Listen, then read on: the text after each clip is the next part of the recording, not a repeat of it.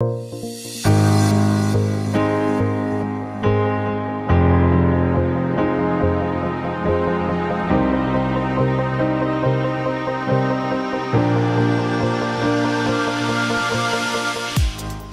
Foot a reçu Guédiawaye FC lors de la 4e journée de la Ligue 1 sénégalaise. Après un succès devant le Casa Sport, les académiciens voulaient enchaîner avec une nouvelle victoire.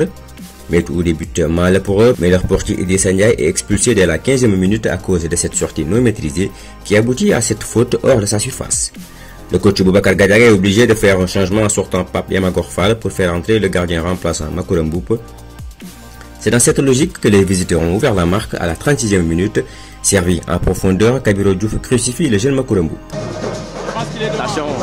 Attention à cette montée de Kabiro Diouf.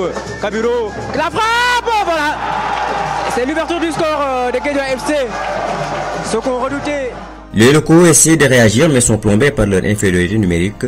En seconde période, le coach Gadiaga change de système et joue avec une défense à 3. Malgré l'infériorité numérique, les Grenats dirigent les débats et essaient de forcer les choses. Jean-Bernard Gueye a eu la balle de l'égalisation mais perd son face-à-face avec Baïmoudou Gueye. À force de pousser, les académiciens vont remettre les pendules à l'heure. Lancé en profondeur, Karfala Kamara est stoppé irrégulièrement en pleine surface. Il s'est fait justice sur un contre-pied parfait. Alors, pour Karfala Kamara, et l'arbitre qui siffle un penalty. Karfala, et c'est dedans.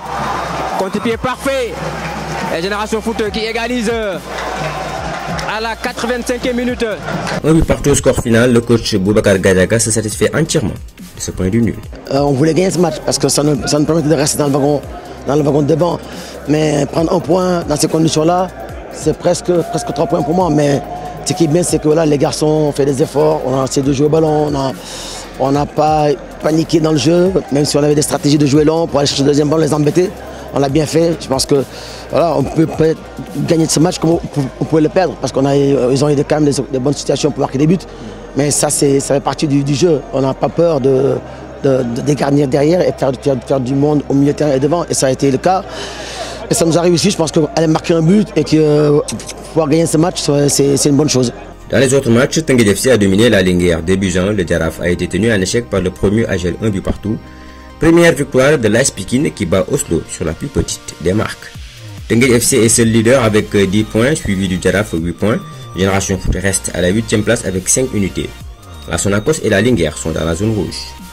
La prochaine journée verra Génération Foot rendre visite à l'US Ouakam avec l'objectif de renouer avec le succès.